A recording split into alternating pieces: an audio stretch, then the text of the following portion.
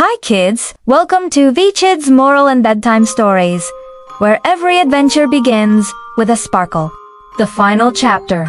The sweetest candy of all. The sour goblin froze, his lemon yellow eyes widening. Share, you would give away your last candy?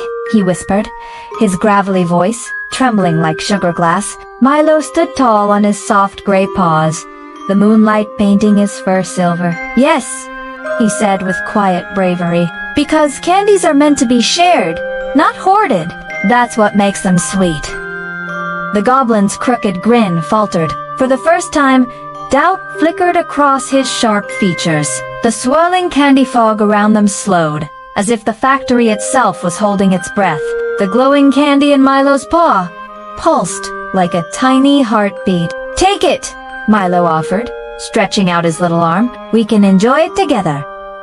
A long silence followed. Then the goblin reached out a shaky claw and barely touched the candy's shimmering surface. Whoosh!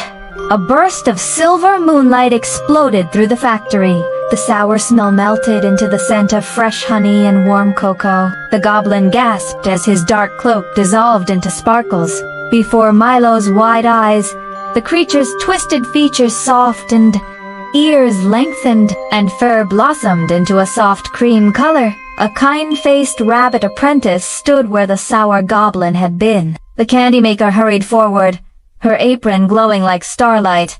You freed him! She exclaimed, tears glittering like sugar crystals. Long ago, greed turned my helper into the sour goblin. Your kindness broke the spell that even moon magic could not undo.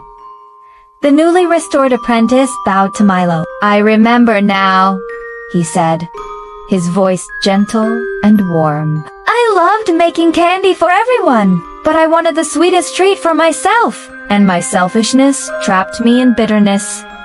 As if to celebrate, the factory awoke with dazzling life. Lollipop trees shimmered with colors never seen by daylight. Chocolate rivers gurgled smoothly, their surface reflecting the dancing moonbeams. Marshmallow clouds drifted low, sprinkling a gentle sugar. Moon animals, foxies with silver tails, owls with sparkling feathers, tiny mice wearing gumdrop hats gathered around, clapping their paws and wings in cheerful applause. Milo hopped in, delight. I did it! I really did it! The candy maker knelt beside him, her eyes warm as molten caramel. Yes, Milo, but remember, the greatest magic is not the candy, it is the lesson you carry. Moderation and kindness make life truly sweet. The moon began to dip toward dawn, casting a final golden shimmer across the factory. It's time to return, the apprentice said kindly, handing Milo the still glowing candy. A gift to remind you of tonight. Its light will last forever only if you share it. The factory doors opened on their own, revealing a soft path of starlight leading back to Milo's meadow. He waved to the candy maker and her apprentice. Thank you for everything. In a blink, the scent of cocoa faded. Morning birdsong filled the air. Milo found himself in the East meadow, the first rays of sun brushing the sky. In his paw rested the glowing candy, warm and bright as a tiny moon. Whenever he shared a piece, whether with a hungry squirrel or a tired traveler, the candy slight sparkled anew. And every evening, when Milo looked up at the moon, he remembered the magical night he discovered the Moonlight Candy Factory and the sweetest candy of all. Moral: moderation and kindness make life truly sweet, sweeter than any candy you can hold. That was such a fun story. I bet you loved it as much as we did. We create magical stories that take you on an adventure. Don't forget to shine bright.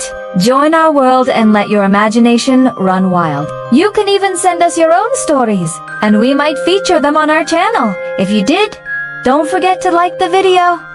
It really helps us out. And subscribe to join our magical story world. Click the bell so you never miss an adventure. We've got so many more stories to share with you. And for those of you who are new here, hello, welcome. So until next time, sweet dreams, little stars.